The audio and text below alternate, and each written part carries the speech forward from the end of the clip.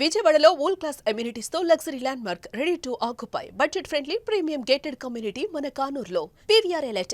రాజధాని అమరావతిలో ఐకానిక్ ప్రాజెక్ట్స్గా నిలిచేటువంటి కొన్ని నిర్మాణాల విషయంలో స్పెషల్ పర్పస్ వెహికల్ పెట్టాలని చెప్పని రాష్ట్ర ప్రభుత్వం నిర్ణయించింది. దీనికి అనుగుణంగా ఇప్పుడు ఒక కీలక నిర్ణయం తీసుకోబోతుంది ఏపీసీఆర్డీఏ, అమరావతి డెవలప్మెంట్ కార్పొరేషన్. ఇలా రెండు విభాగాలు ఎలా అయితే రాజధాని అభివృద్ధి కోసం పనిచేస్తున్నాయో ఇప్పుడు అదే తరహాలో ఈ స్పెషల్ పర్పస్ వెహికల్ కోసం డిజైన్ చేసినటువంటి ప్రాజెక్టులన్నీ హ్యాండిల్ చేయడానికి ఒక ప్రత్యేక సంస్థను ఏర్పాటు చేసే దిశగా అడుగులు పడుతున్నాయి. సో ఈ ఎస్పీవీగా చెప్తున్నటువంటి ఇప్పటివరకు చెప్తున్నటువంటి ఈ సంస్థకి ఏ పేరు పెట్టాలి, దాని విధి విధానాలు ఏంటి, వీటిపైన కసరత్తు చేస్తుంది ప్రభుత్వం. అయితే అసలు ఎస్పీవీ ఏంటి, దానిలోకి వచ్చేటువంటి అంశాలు ఏంటి ఒకసారి విశ్లేషించేటువంటి ప్రయత్నం చేద్దాం. ఆంధ్రప్రదేశ్లో రాజధాని అమరావతికి సంబంధించి ఇప్పటివరకు కొన్ని డిఫైన్ చేసినటువంటి ప్రాజెక్టులు చూస్తే కనుక ఇలా కనిపిస్తున్నాయి. ఇది అఫీషియల్గా ఏపీసీఆర్డీఏ రిలీజ్ చేసినటువంటి approval of special purpose vehicle in Amaravati. దానికి సంబంధించి ఫస్ట్ గ్రీన్ఫీల్డ్ ఎయిర్పోర్ట్ మనం చూడాల్సి ఉంటుంది, ఐకానిక్ బ్రిడ్జ్ ఇది రెండో అంశంగా చూడాలి. అలానే స్మార్ట్ ఇండస్ట్రీస్ పేరుతో కొన్ని కొత్త పరిశ్రమల్ని, అధునాతన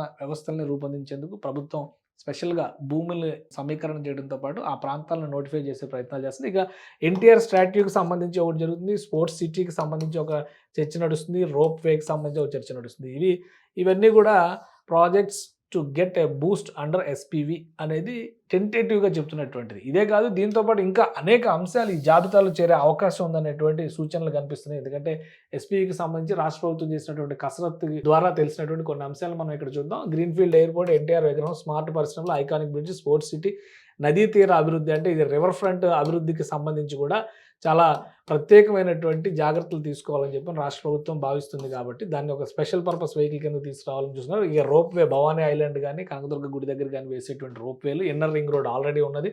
ఇది కాకుండా భవిష్యత్తులో ఇతర ప్రాజెక్టులను కూడా ఇందులోకి తీసుకొచ్చేటువంటి ఒక ఆలోచన రాష్ట్ర ప్రభుత్వం చేస్తుంది. దీనిలో భాగంగానే అభివృద్ధి, అమలు, నిర్వహణ, దీనికి సంబంధించినటువంటి కంపెనీస్ యాక్ట్ ప్రకారం ఈ ఎస్పీవీని రూపొందించబోతున్నారు. అంటే ఇది కూడా సిఆర్డీఏ, అమరావతి డెవలప్మెంట్ కార్పొరేషన్ ఎలా పనిచేస్తుందో అలాగే ఈ ఎస్పీవీకి సంబంధించి అమరావతి ఐకానిక్ ప్రాజెక్ట్స్కి సంబంధించినటువంటి ఈ సంస్థ కూడా దీనికి ఏం పేరు పెడతారని ఇంకా డిసైడ్ చేయలేదు. Maybe Amaravati iconic projects corporation అని కూడా పెట్టవచ్చు, ఏదైనా కావచ్చు.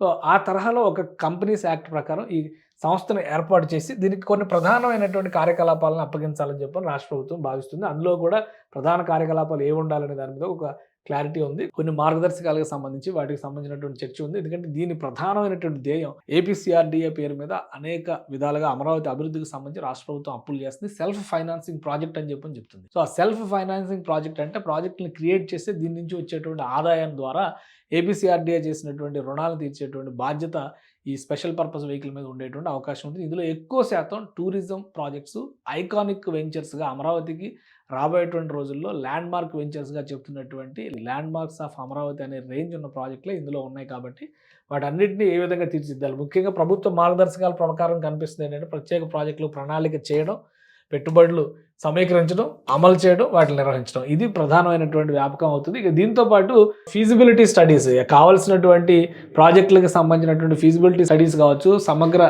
ప్రాజెక్ట్ నివేదికలు అంటే డిపిఆర్లు కానీ, ఆర్థిక మోడల్స్ని డిజైన్ చేయడం కానీ, ప్రభుత్వ ఆమోదం కోసం పంపించడం, ఇవన్నీ కూడా ఈ సంస్థ చూస్తుంది. అలానే పీపీపీ, ఈపీసీ, హైబ్రిడ్ యాన్యుటీ విధానాల ద్వారా కాంట్రాక్టులు, కొనుగోళ్ల నిర్వహణ చేయాలని చెప్పి ఆలోచిస్తున్నారు. అలానే నిర్మాణం, ఆపరేషన్ నిర్వహణ, O&M కోసం కూడా ఒప్పందాల పర్యవేక్షణ, నాణ్యత, పర్యావరణ, భద్రతా ప్రమాణాల అనుసరణ, వీటిని చూస్తాం.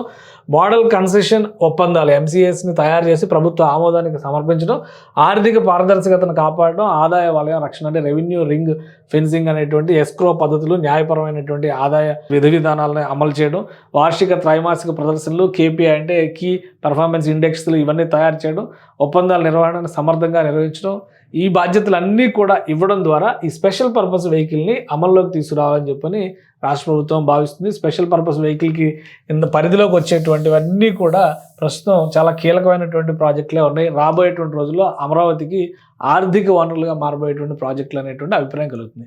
సో ఈ కొత్తగా ఏర్పడబోయేటువంటి కార్పొరేషన్ ఏ విధంగా సృష్టిస్తారు, కంపెనీస్ యాక్ట్ ప్రకారమే దీని ఏర్పాటు జరగబోతుంది. కాబట్టి అమరావతి ఐకానిక్ ప్రాజెక్ట్స్ కార్పొరేషన్ కింద ఇది మారేటువంటి అవకాశం కనిపిస్తుంది. ఈ ల్యాండ్ మార్క్ ప్రాజెక్ట్స్ అన్నిటికీ రాబోయేటువంటి రోజుల్లో భవిష్యత్తులో వాటి రూపరేఖలు, ప్రణాళికలు చేయడానికి కావాల్సినటువంటి యంత్రాంగాన్ని కూడా దీని ద్వారా తీసుకొచ్చేటువంటి అవకాశం ఉంది. ఇప్పటికే APCRDA, Amaravati development corporation, Amaravati రూపురేఖల మీద పనిచేస్తున్నాయి.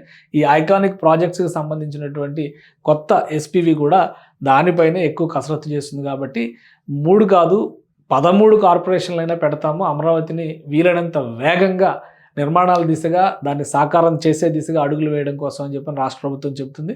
సో అతి త్వరలోనే ఈ ఎస్పీవికి సంబంధించినటువంటి సంస్థను ఏర్పాటు చేసే అవకాశాలు పుష్కలంగా కనిపిస్తున్నాయి.